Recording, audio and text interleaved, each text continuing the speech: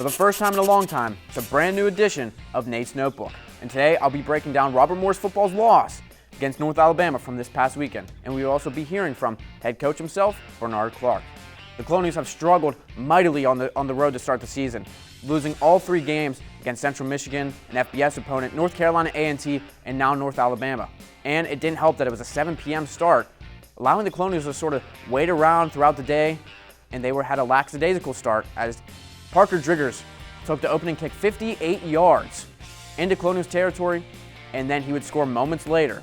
Clark spoke on his team's effort in the first few minutes of the game and how they struggled to set the tone. That's the biggest issue. We started out slow, and my whole talk was, hey, we got to start out fast.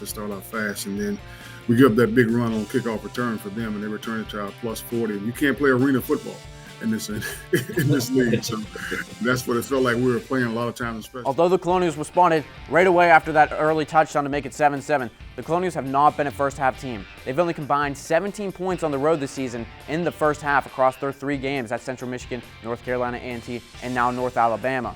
And North Alabama would respond as well. A 99-yard touchdown run, the longest in Big South history for Parker Driggers, as he would go on. And then in the ensuing kickoff, a special teams gaffe once again.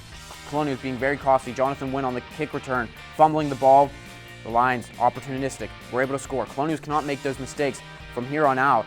But surprisingly, even though the Colonials were down 35-10 going into halftime, Coach Clark still believed in his team and thought they had a fighting chance. Hi, Chris. I want them battling 60-plus minutes. Our guys are doing a great job of battling 60-plus minutes. They know they have an opportunity to win the game as long as there's time on the clock. So, and that's the attitude they went in there with. That's when I called them up at halftime.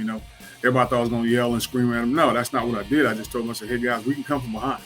The Colonials were able to make some noise starting in the second half. In the third quarter, they scored twice through the air. James Westry, an 18-yard touchdown reception, and Elijah Jackson, 22 yards out of the backfield on a reception from George Martin.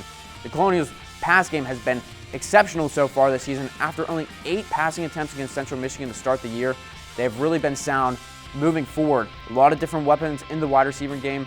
George Martin has started to connect and hit those guys.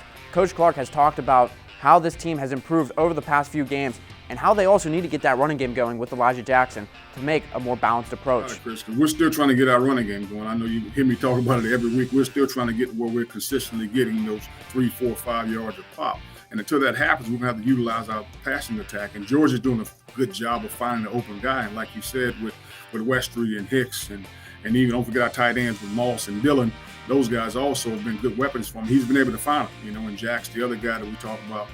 Through the first 5 games, Robert Morris's offensive production has come basically through the air. 8 touchdowns compared to 3 touchdowns on the ground through the rush game. And 2 of those touchdowns came from George Martin himself. The Colonials moving forward need to find a better balance between the run and the pass. Elijah Jackson has the capability to do so. He's elusive, he can make people miss, he's effective. He's a guy that has a lot of speed as well. The Colonials on the outside in the pass game have a lot of weapons. DeAndre Hicks, 4 touchdowns so far this year, leads the team. James Westry, the redshirt freshman, 224 receiving yards, also leads that team in that category. The Colonials are 115th in the FCS so far this year. On the ground, 78.2 yards per game. Absolutely terrible. Now the pass game a little bit better, 79th in the FCS, 193 yards per game. They can do a lot better. There's a lot of improvement, and there's 5 games left to do so. They take on Gardner-Webb at 2-14 coming in. They are all coming off of back-to-back losses against Campbell and Monmouth. Colonials have the opportunity to take the next step, find that offense. They'll also need some help defensively as well on the road as they are looking for their first Big South road win in history. So that'll close it on this edition of Nate's Notebook.